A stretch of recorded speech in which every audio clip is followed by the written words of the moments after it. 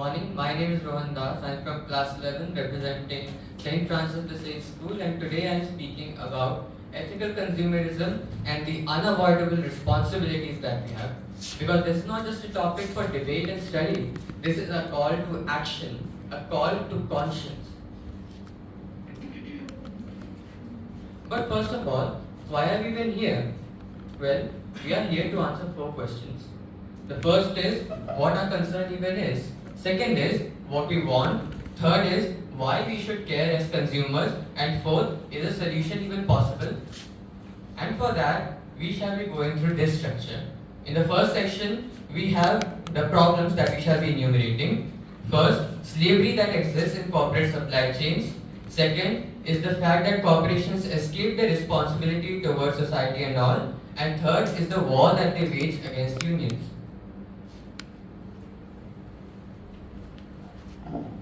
And then in the second section, we shall be talking about the solutions that exist. For example, boycotts, divestment and donations. Then how we can bring awareness to people. And thirdly, the necessity of political change and how we can do it. With that, let us start the first section. And we shall begin with cocoa, the source of chocolate, a multi-billion-dollar industry. Let us take the house to Ghana, a country with vast cocoa plantations that supply multinational corporations like Nestle and Cadbury. Here, the vast majority of plantations employ child laborers. These children are given the false promise of a good pay and education, sold by their own desperate family members, or even kidnapped outright from neighboring countries like Burkina Faso and Mali.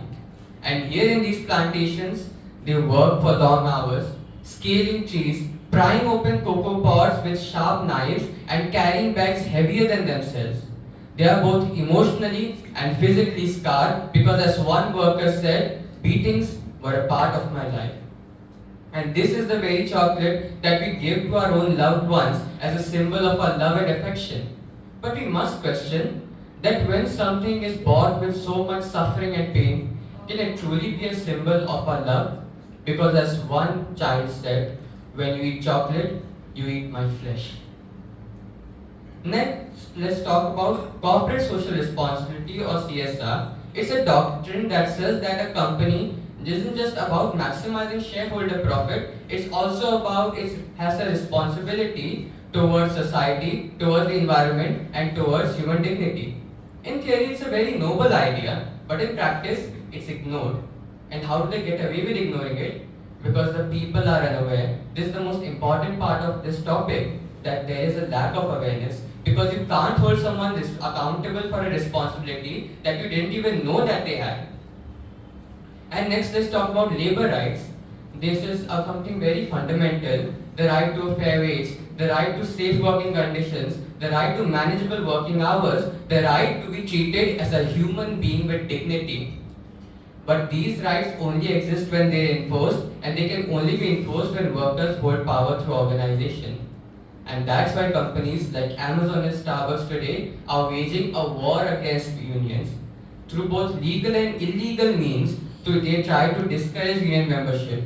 They fire union organizers, they refuse to provide benefits to unionized members, they rig union elections, and they draw court battles with unions in order to stop all progress.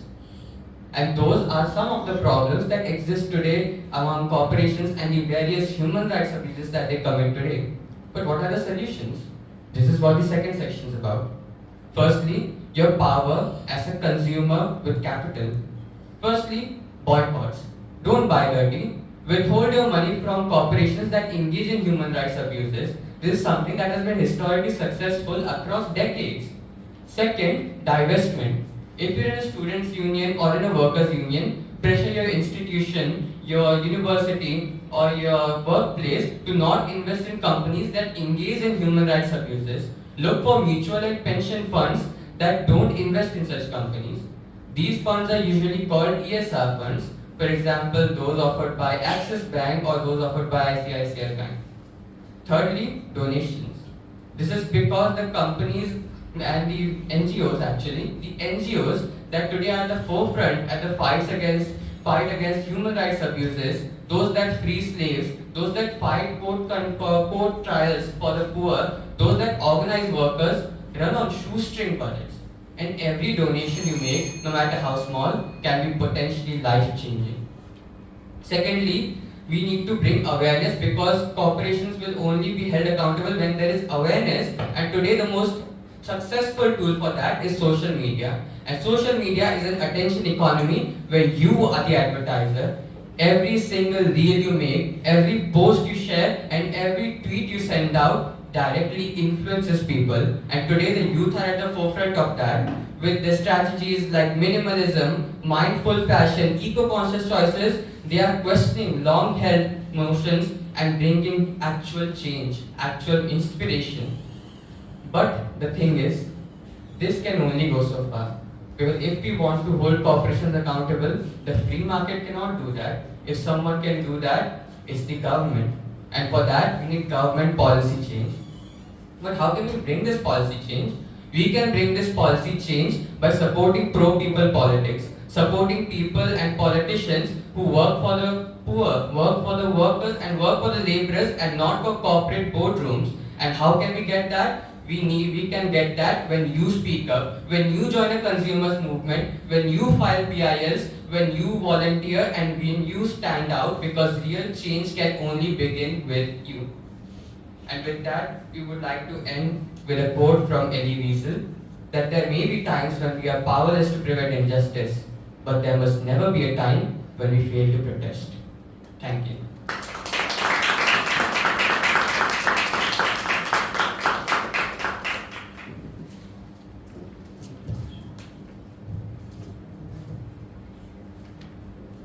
Alright, thank you Rohan for your fiery presentation, that was quite nice. Next up we have Abhilasha Thakur from Army Public School. Hello. Good morning, respected judges and esteemed audience. I am Abhilasha representing Army Public School Nareli, and today I rise to speak on my topic of ethical consumption, consumerism that prioritizes people, planet and prosperity for a sustainable future. But before we begin, let me brief you all upon the objectives for this presentation, because after all, how many of us will take a journey without knowing of the destination? I aim to clearly and simply explain to you all consumerism as something more than just a socio-economic and cultural phenomenon, something more than just information and facts, to share with you inspiration and ideas in a way that allows us to approach the problem of consumerism from a place of deep understanding and conscious responsibility. So to begin, I would like to propose a question. Who are we? Are we citizens? Are we students? Are we assets to the country? Or are we the food that we eat, the clothes that we wear, the music that we listen to? All these labels define a part of us, each one unique and different. But if I asked you to come up with one single term that defines all of us, something that unites us despite our diversity, maybe our first thought would be that we are all human beings. True, but another term that is equally universal and powerful is that we are all consumers. We eat food, consumerism. Wear clothes, consumerism. Listen to music and buy things that bring us joy, consumerism. So it can be said that essentially consumerism in the modern era marks the beginning of the birth of any individual. So if consumerism is something so integral, so entwined in our very being, you might ask, what is the problem with consumerism? The problem is not consumerism itself, it's mindless consumerism. It's the excess, it's the waste, it's the exploitation and the idea that better is more. In a world overflowing with choices, ethical consumerism rises not just as a lifestyle, but as a mindset. It is a silent revolution that begins not in factories or boardrooms, but in houses and hearts. It asks us to pause and reflect, to look beyond the price tag and consider the real cost of what we consume. Ethical consumerism is the practice of purchasing goods and services with a deep awareness of the impact that they create. It means choosing products that are made fairly, sustainably, and humanely. It means valuing quality over quantity and purpose over impulse. Every time we choose fair trade over fast fashion, reusable over disposable, and local over mass-produced, we make a statement, a declaration that says that I care about who made this, I care about how it was made, and I care about what happens when I'm done using it.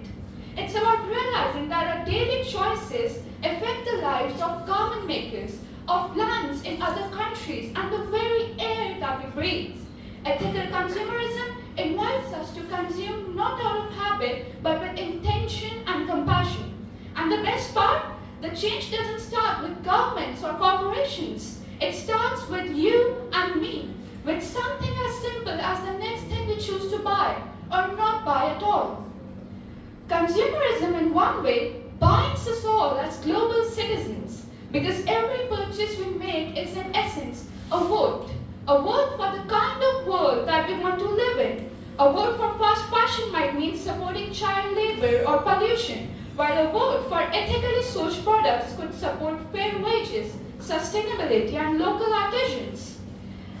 In the words of Will Rogers, we buy things we don't need with money we don't have to impress people who we don't even like. This quote reflects one of the effects that consumerism has on human psychology. At its core, consumerism is not just about objects, it's about identity. We often don't realize that our consumer habits are driven not by need, but by emotion, status, peer pressure, and advertisement. It tells us you are what you buy. So now, to explain to you the birth of consumerism, I would like to present a story. A certified classic at that, because it begins with the iconic three words, once upon a time. Once upon a time, in the Stone Age, there lived a man called George. Life for George was simple but uncertain. Every day came with the question of survival. Will I be able to find food tomorrow? Will I be able to find fruit in the forest, a bird in the sky? These daily fears planted the seed of an idea. What if I collect and store food today so that I can avoid starvation tomorrow? And so, George began to gather more than he needed, hiding berries in caves, trying meat for later, and crafting tools to help him store and carry more. In that moment, without even realizing, George had given birth to the earliest known form of consumerism, the instinct to accumulate. What started as a survival strategy gradually evolved as humans settled in communities. They began to collect not just for safety but for status. The one with more tools, more food, or more land held more powers. Over generations, this urge to gather grew stronger, not just to live, but to live better than others.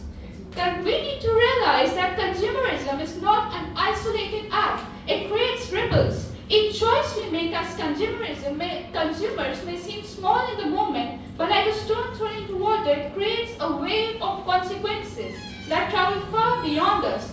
When we choose a plastic-wrapped product over a sustainable one, or fast fashion over fair trade, we create ripples that can affect workers in another country, a forest being cleared or a landfill being filled up. But the good news is, positive choices also create ripples. So perhaps now I can say that we have established consumerism as the great binding force that it is, the power which lays in each one of our hands, the power to bring change and to turn the world into a better place for ourselves and our future generations. As I come to the end of my presentation, I would like to tell you one more thing that we can do in our pursuit for consumerism. Give ideas. So from me to each one of you, I would like to offer the ideas I've just shared as a gift. Thank you. Thank you so much.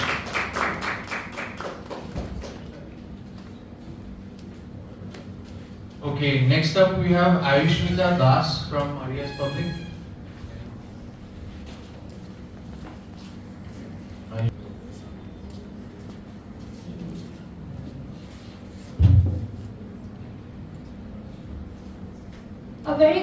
A very good afternoon to one and all present here. I am Kuladhar, a student of class 11 from Maria's Public School. Ethical consumerism. What is the first thing that comes to our mind when we hear the word ethical? We think of big words like morality and fairness and choosing actions that are just, honest, respectful, and so much more. But oftentimes, what we are unable to comprehend is how do we as a society progress towards it. So, what makes consumerism ethical? A huge part of that question, a huge part of that lies in the answer is fair trade. Fair trade. What is fair trade? Fair trade, in very simple words, is ensuring that producers get fairly compensated for their services. Oftentimes, we as well face a barrier. We think that the biggest barrier to fair trade is the lack of laws and regulations. However, it is not always right. The main problem India faces is the lack of implementation of fair trade and the fact that businesses which truly practice fair trade are oftentimes at a loss as their prices are often higher and hence consumers opt for other products which are not essentially produced ethically but they are cheaper comparatively. So what role does the government play here? The government can offer tax breaks to businesses that practice fair trade. As a result, buyers can buy products around the same price range, while producers are also compensated fairly for their products. Fair trade calls for fair prices, fair wages, and most of all, fair treatment. But sadly, many workers across the world still face serious challenges. These challenges include the lack of job security, the lack of safe working conditions, and also the lack of minimum wage laws. These are not just economic issues; these are human rights issues. This is where the role of labor rights comes in. Labor rights are fundamental human rights that protect workers from unjust and hazardous working conditions.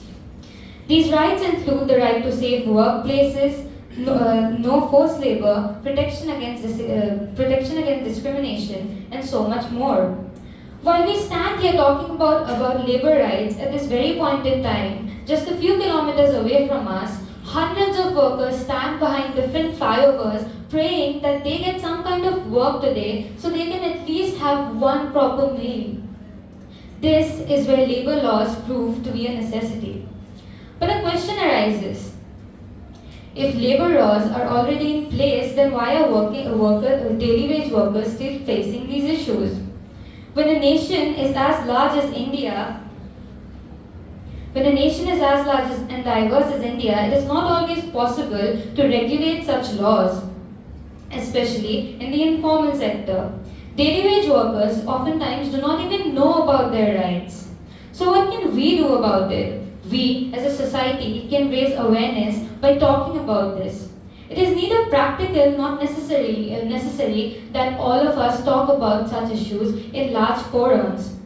Because at the end of the day, our main objective is that the ones most affected by such issues know about it. As an example, at present, while talking with our friends, we talk about all sorts of things. Sometimes even things that don't necessarily make sense. Instead of that, we can make our friends aware about such topics.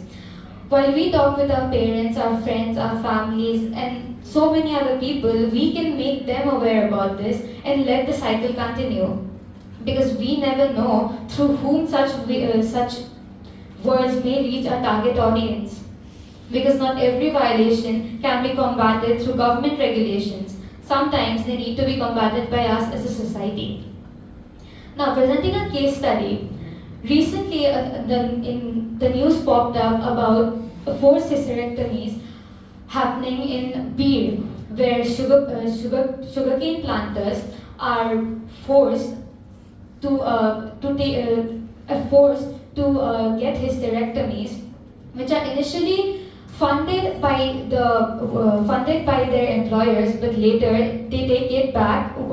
They cut off the money from their wages. In a 2018 survey, the Maharashtra State Council found that Beer has 36% of women in Beer have undergone hysterectomy, which is higher than Maharashtra's average of 2.6% and India's average of 3.2%. Ethical consumerism is the practice of buying products and services that are produced ethically. This means thinking not just about the price, but about how these products were made, who made them, under what conditions, and what effect their production had on the environment. It's about making mindful choices that prioritize people. Thank you. Thank you. Thank you, Aishmita. Next up, we have Janam Bordale from Faculty, Higher Secondary School, North Guwahati.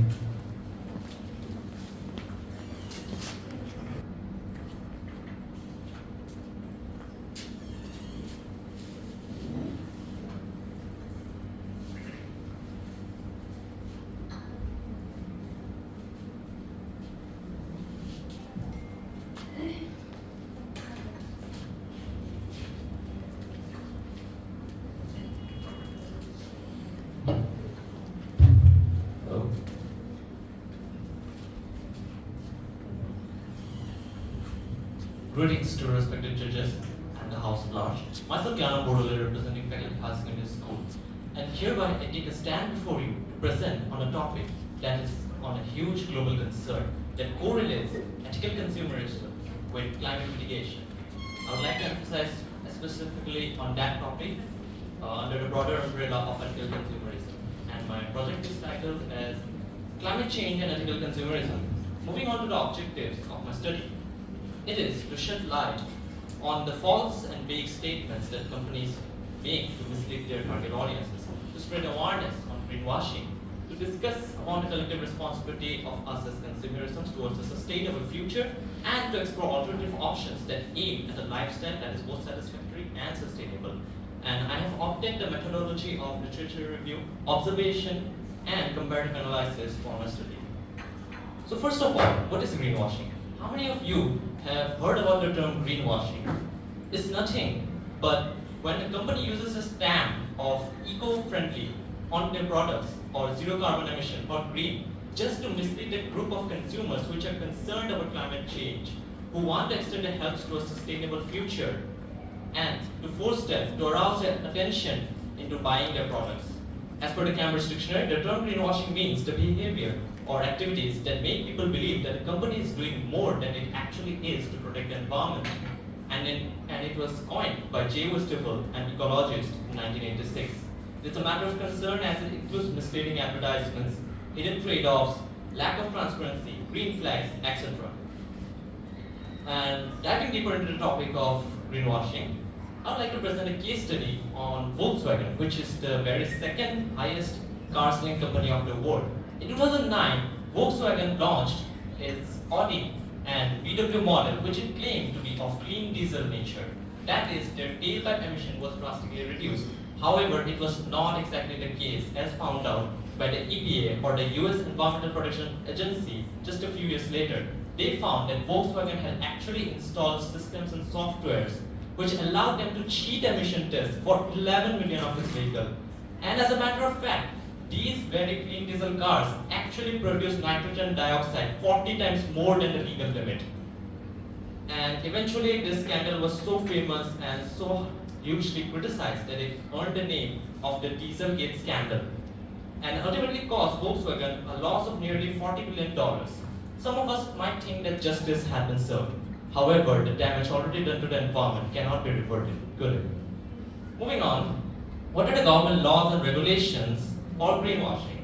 In India, hereby we have our Ministry of Consumer Affairs, Food and Public Distribution, which published false environment protection claims, restrictions, and regulations similar to greenwashing in 2024. These new guidelines define these terms such as environmental claims and greenwashings so that normal people can have a sense of it. And accordingly, it is now mandatory for manufacturers and service providers to ensure the accuracy of their environmental claims by providing credible sources, credible certifications, and scientific evidences. And comparing it to the European Union, the European Parliament in March 2024 had passed its Green Claims Directive, which not only complemented the EU's ban on greenwashing, but also introduced a system of verification for companies who want to use these environmental claims. And it was regulated by imposing strict ban on advertising goods that have design features that could reduce their durability. Making unproven durability claims in terms of usage time or intensity under normal conditions, and presenting goods as repairable when they're actually not. On top of that, the EU had also put up production standards on the durability and eco-friendliness of products to promote their sustainability, to promote eco-design. So what are the responsibilities of us as consumers in this phase of climate mitigation?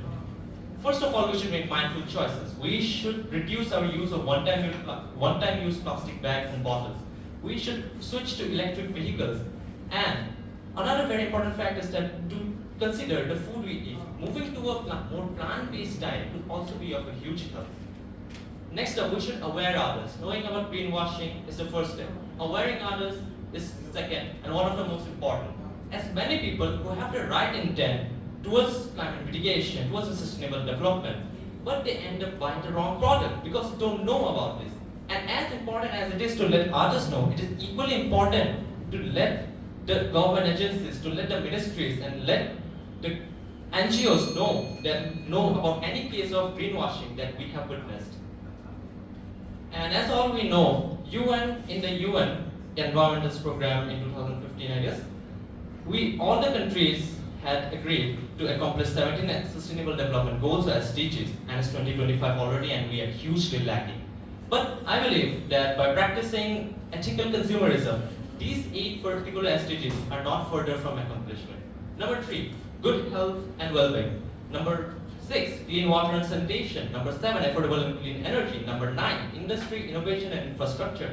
Number 11, sustainable cities and communities. Number 13, climate action. Number 14, life below water. And last but not least, number 15, on land. What else can be done? Apart from the individual responsibilities, there are some steps which need professional and institutional provisions. These being innovation and invention. New products must be invented and innovated which reduce carbon emission not only during usage but during the manufacturing process as well. And these products need to be encouraged by the government and the companies. One very notable example is the tulip, rose and aerolift turbine. As you can see in the image, these have advanced aerodynamics which allows them to occupy less space and produce more energy, more electricity at very less wind speed. And last but not the least, new rules, regulations and their implications. Many developing nations don't have laws regarding climate change and greenwashing because they have other economic factors to take care of. But there are also developing and developed countries which have these laws, but their strict implication is not ensured. And in order to ensure it, it's the responsibility again of the consumers, of the people to raise their voice, to pressurize the government because the time is now. Our climate is changing, we all know a 1 degree change, a 1 degree increase has already been made and it has devastated across the world. And a 1.5 degree change would devastate all coral reefs, 60% of coral reefs in the world, which would also destroy the home of the highest oxygen producer, phytoplanktons, and hence it will ultimately come back to us. So, towards a sustainable future, it's our last chance. As quoted by Barack Obama, we might be the first generation to feel the full impact of climate change, and also we are perhaps the last generation who could still do something about it. Thank you. Thank you so much, Jana, for such a wonderful presentation. Next, I would like to call upon Lavanya Singhal from Delhi Public School, Guwahati. Shopping ethically can empower others, change lives, and impact the world on a greater scale. A quote by Molly Stillman. Good morning, everyone. Myself, Lavanya Singhal. I am a student studying in Delhi Public School, Guwahati. Today, we live in a world driven by speed and convenience. And hence, ethical consumerism isn't just a personal choice. It is our communal responsibility. Today, I invite you all to pause and reflect on not just what to buy, on why we buy it, how we buy it. But what is ethical consumerism? It means wearing clothes that weren't made by unpaid laborers in unsafe factories. It means knowing that your cup of tea did not come at the cost of a child's education or a farmer's dignity. It means making mindful choices that prioritize the well-being of people, the health of the planet, and the prosperity of our future generations. Let us start with the reality check. Fast fashion, a booming field. Social media and influencers promoting products we don't need. And fast fashion and the fashion industry alone contributes to about 10% of the global carbon emissions. And they also incorporate around 160 million children who are subjected to child labor, deprived of their basic rights to education. And yet, we scroll, we swipe, we buy. Why?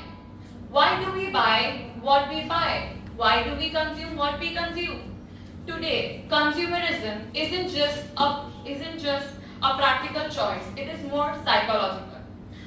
According to Dr. Anna Lembeck, psychiatrist, she explained how dopamine-driven buying behavior creates addictive loops, and hence why I propagate that we live in an economy which I like to call the dopamine economy. Brands and companies target and make schemes which trigger the dopamine and hence which leads to impulsive buying. For example, Daboo, a stuffed toy which was made famous on the internet, What did the company do? It targeted that sweet spot of our dopamine and led us to buy it impulsively. Another theory used by most companies is the loss aversion theory, which states that the fear of missing out is more greater than the actual satisfaction we gain from buying the product. But what can we do to shift these mindsets from impulsive to intentional, from status to sustainability? This brings us to the power of youth activism and social media. Movements like Fridays for Future and hashtag Who Made My Clothes and hashtag boycott fast fashion have shown how Gen Z can mobilize awareness in seconds. But we must go beyond the performance allyship. Posting is not protesting. The activism lies in what we choose to do every day, choosing slow fashion or even choosing not to buy. It means that thrift shopping should only not be posted, but actually people should go out and buy second-hand goods. In this landscape, minimalism and simple living offer profound resistance. Minimalism leads to less clutter and more freedom, and even a psychologist, Tim Kaiser, found that materialism correlates with lower life satisfaction and simplism leads to a greater well-being. On the production side, corporate social responsibility is no longer optional. It is expected by every corporate to have a social responsibility towards ethical consumerism. Companies like the Patagonia and the Body Shop lead by example, integrating sustainability and fair labor into the very core missions of their corporation. But let us not be fooled by the greenwashing. True CSR requires transparency, third-party audits, and the commitment to ethical sourcing across supply chain. But what about fair trades and labor rights? When we buy coffee, chocolates, or clothes, we must question who made this, were they fairly paid, were they safe. Supporting fair trade ensures dignity and opportunity of the people who are at the very bottom of our pyramid. It is not just charity, it is our responsibility and it is justice. The global model of consumption has also harmed indigenous communities whose traditional practices and local economies are far more sustainable than our fast mass-produced goods.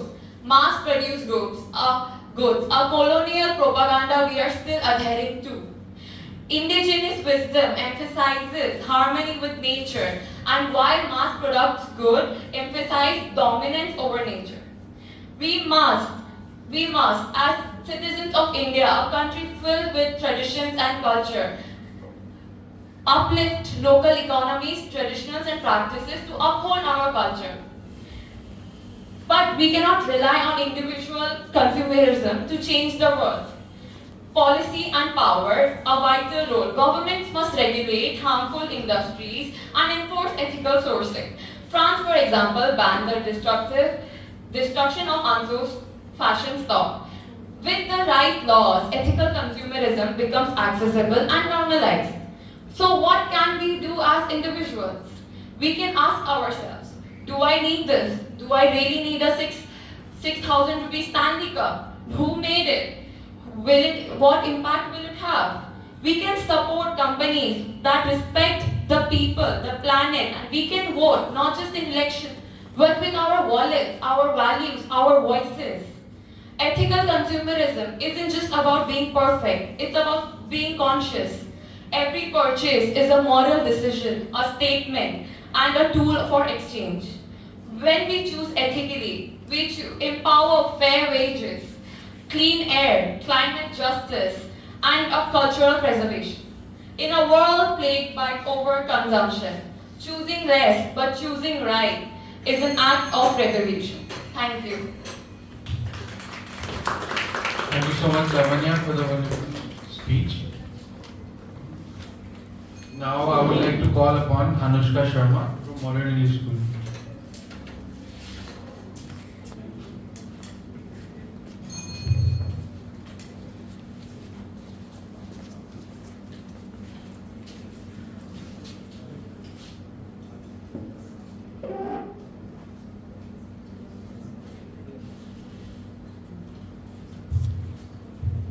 Good afternoon, everyone. Respected judges, Principal Ma'am, Vice Principal Sir, Honorable Teacher, and my fellow participants. Myself, Anushka Sharma, from 11th Science, representing Modern English School in 1st Kuladhar Das Inter-School School Summit.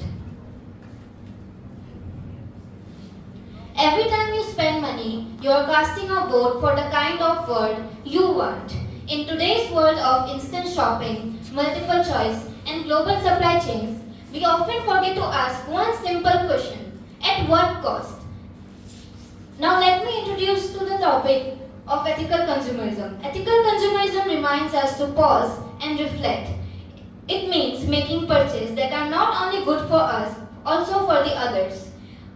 The worker behind the products, the planet that gives us the resource, and for the future generation. It is about making mindful decisions that ensures our comfort today does not cause someone else's suffering tomorrow. Buy less, choose well, make it last. Just a thought. Is it relevant? Can we do it? Consumerism has been one of the major driving forces behind environmental degradation and climate change. We are buying more than ever, often discarding items within weeks.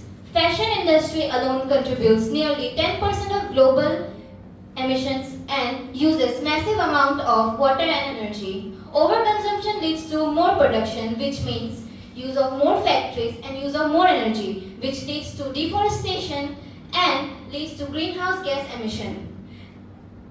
Ethical consumerism is about making smart and more responsible choices. It's about using reusable bottle instead of plastic. It's about buying fair trade coffee instead of throwing clothes away. We should repair it and ask ourselves, do I really need this?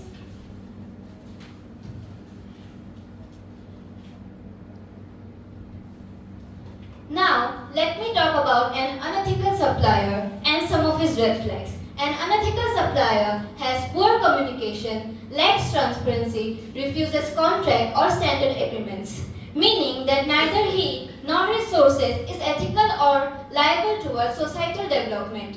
Subsequently, these kinds of unethical sourcing and their facilitator leads to unethical consumerism. One major area where ethical sourcing applies is fashion. Fast fashion brands often use exploitative labor and unsustainable materials. Ethical fashion, in contrast, supports transparency, fair wages, eco-friendly fabric, and slow production cycle. Ethical sourcing ensures that supply chain environmentally destructive or abusive.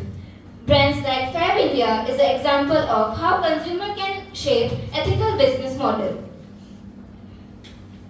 Let me talk about someone very popular, the Tata Group.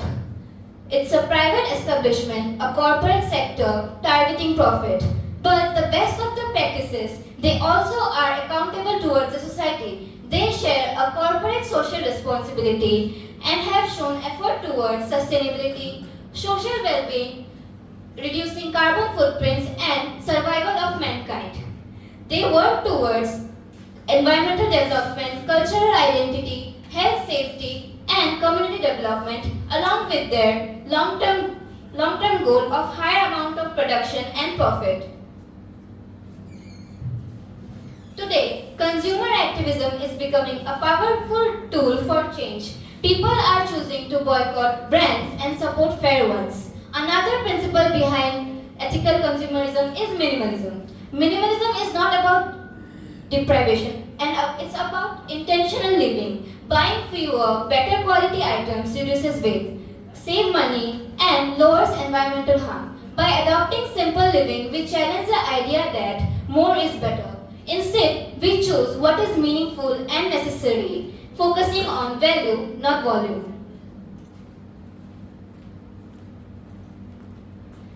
Do I share the same responsibility? Do we all youth share the same? Young activism supported by social media plays a vital role. Young consumers are driving demand for cruelty-free, vegan, eco-conscious, and fair trade product. What was once a niche concern is now becoming mainstream because the youth are choosing purpose over price. Youth currently acts as crucial chain in the process of globalization. Thus, supporting local and indigenous economies help promote sustainable practices and preserve traditional knowledge. Buying local is not just about the economy, it's about ethics and empowerment. Can government enforce ethical consumption? Yes, through regulation, setting standards, public awareness, influencing consumer behavior, formulating law, policies in action like bans on plastics, support for renewable energy, and eco-labeling are all steps in the right direction. But real change begins with people. Ethical consumption cannot be forced, it must be chosen.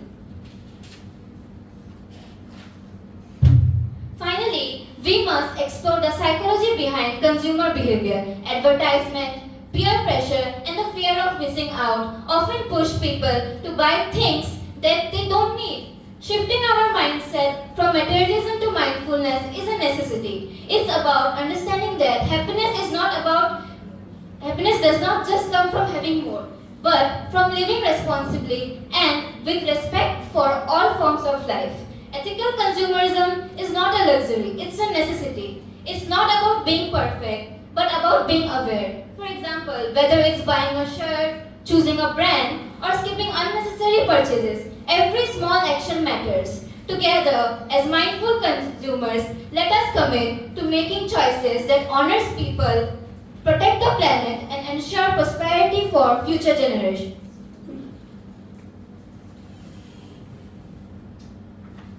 Thank you. Okay, thank you so much, Anushka. Okay, now I would like to call upon the stage all the participants of the symposium. You can answer anyone. Anyone of you may answer. Do you understand what is sustainable development? What it is? In a very simple language, you just say to the audience.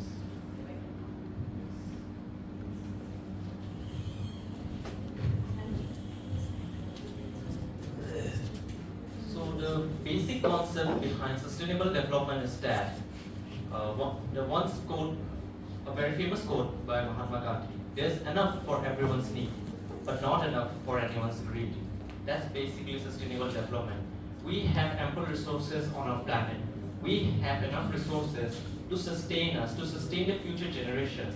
But it is not enough if we go on and get driven by our greed, by our by our greed, just or by peer pressure or any other external factors to get more resources for ourselves or for our group, any team or any people we represent, but rather it is to manage it sustainably.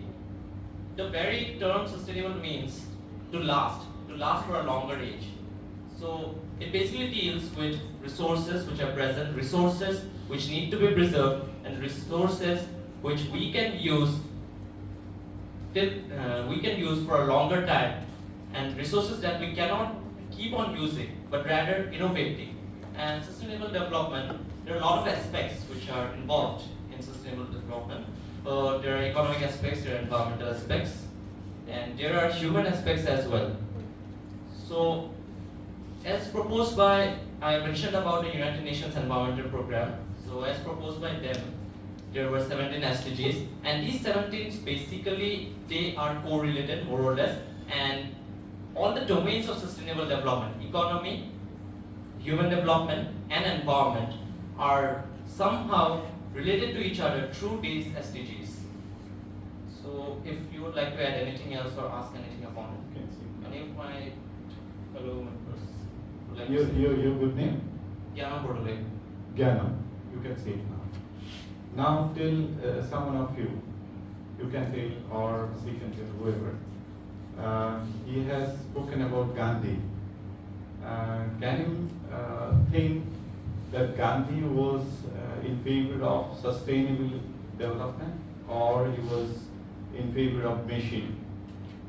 Mahatma Gandhi was definitely in support. Yes, yes. Mahatma Gandhi was definitely in support of sustainable development, because in his own word, he didn't want mass production, he wanted production by the masses. He always wanted an economy that was self-sustainable, that was always self-reliant, and that could last a long time without depending on the destruction of nature. Because he never, sustainable development in general, not just Mahatma Gandhi, it's not about the rejection of development, it's about development that can still not harm future generations, because we are the last generation on Earth. After that, we have many dozens of generations that will go after us, and each of those generations will have their own needs, which have to be satisfied by the very resources that we use today. So sustainable development is about saying that we need to use our resources in a way today that does not impact their ability to fulfill their own needs in the future. And that is also what Mahatma Gandhi wanted. Beautiful. Beautiful. Yes. Yes. Yes. So as Mahatma Gandhi said, there is no beauty in the finest cloth if it results in the hunger and unhappiness of those producing it. So I would believe that was his very ideal, that there should be sustainable development definitely, and there should be ethical consumerism in a way that the people producing the clothes, for an example, we can take cotton farmers. They are compensated fairly. They do not have to work 2 other jobs alongside that to provide for their families. So yeah, thank you. So again, anybody of you can Sure, answer. to add one more. Yes. Yes. Why not? So, just drawing upon the lines which have been mentioned by us already, correlated to sustainable development, I'd like to state that we have not inherited this planet from our fathers, rather we have borrowed it from our children. Very nice. Very nicely spoken. So, as I said, that ethical consumerism must be chosen. We cannot force people to choose ethical consumerism. It must be chosen by themselves. So, for example, like some poor people are there in India. So, jute bag costs like 50 rupees around. So, they cannot afford it, right? So, they will use plastic bags, but plastic bags are not. It is harmful for the environment, but they don't have any options, so they have to choose. So as a citizen, it's our responsibility to, as much we are used, sometimes we cannot buy that thing, but it is our responsibility to save the environment, like by planting trees and use less amount of plastic. Okay, you are right, but just I want to know from you all, anybody you can speak again. She has given a very beautiful example, that plastic bags and the jute bags. So affordability and non-affordability. So tell me, any one of you, that can you force someone because of responsibility to buy a costly bag rather than a cheaper bag? Yes?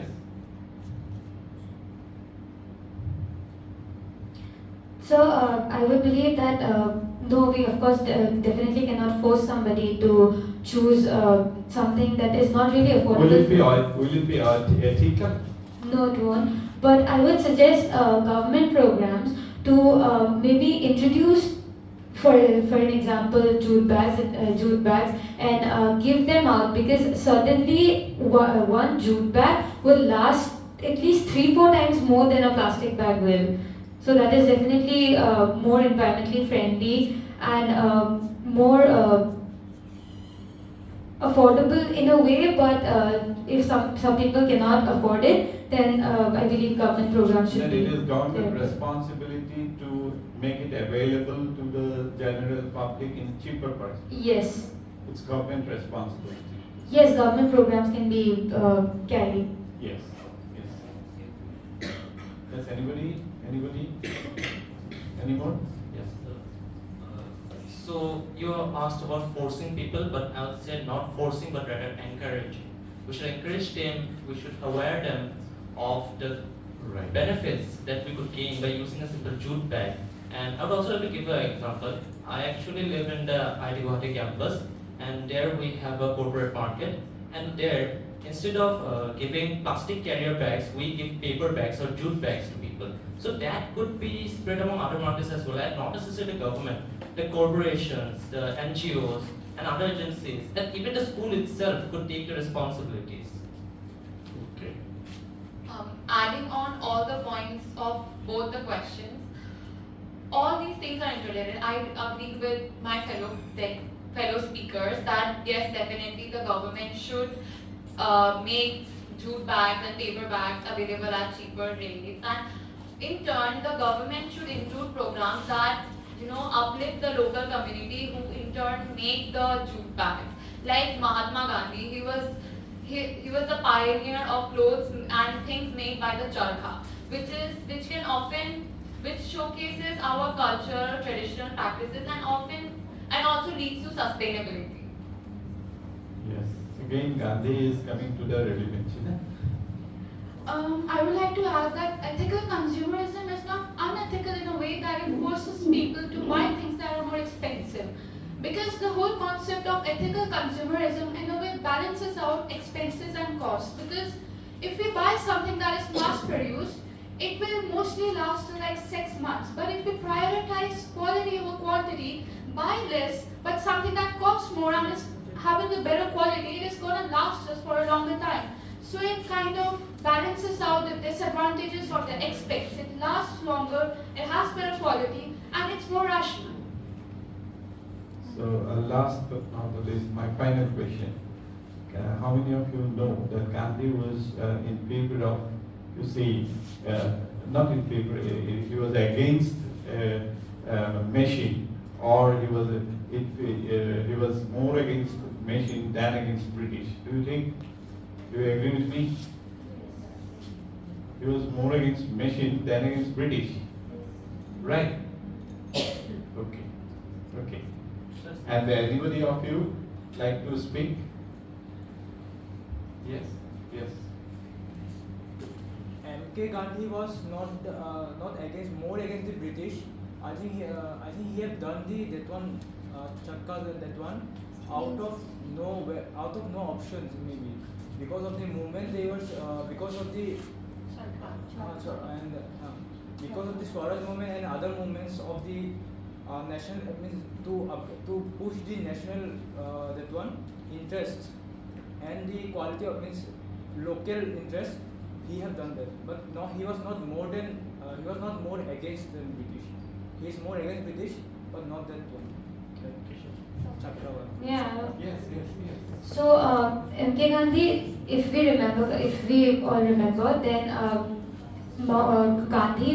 Gandhi didn't ask for Purna Swaraj at first. It was these concepts were brought up by Subhash Chandra Bose and Motilal Nehru.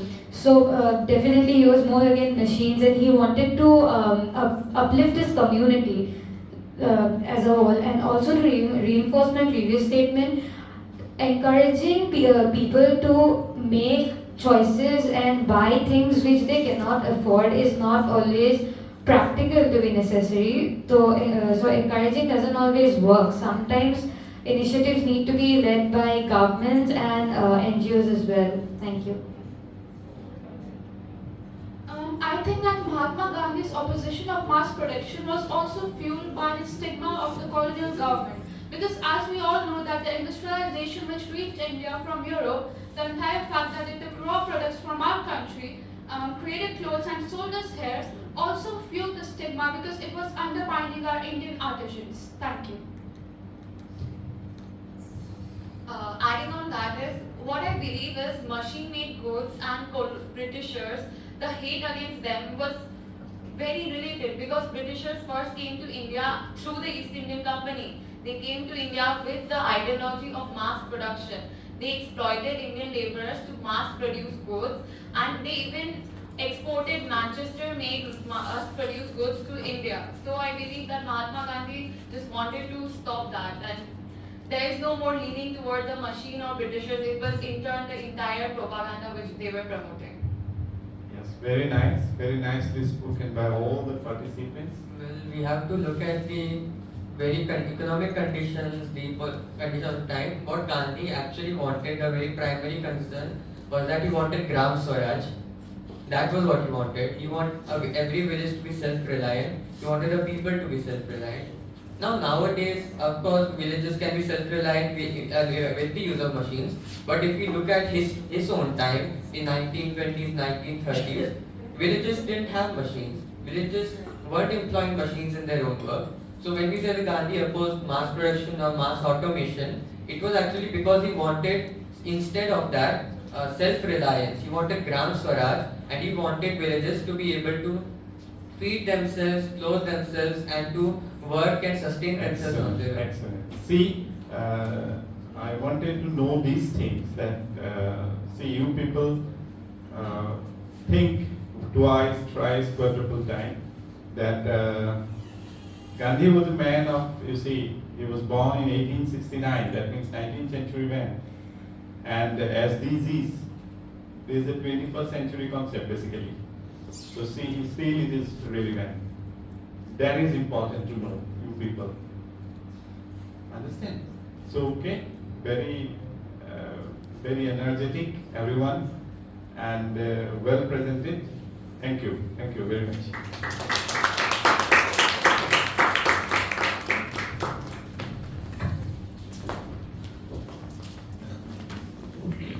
More because you people are already tired probably, so I do not want to make you bored again. But fact is that here I have seen one slide, ethical versus unethical. I have seen someone of you have given shown one slide, ethical versus unethical, and it would be unethical for me if I speak more because the area where you people have presented the things, I am not an expert on that field basically. So I am a person from history, and that's why I have taken all the, you see, presentation to history field, that is Gandhi and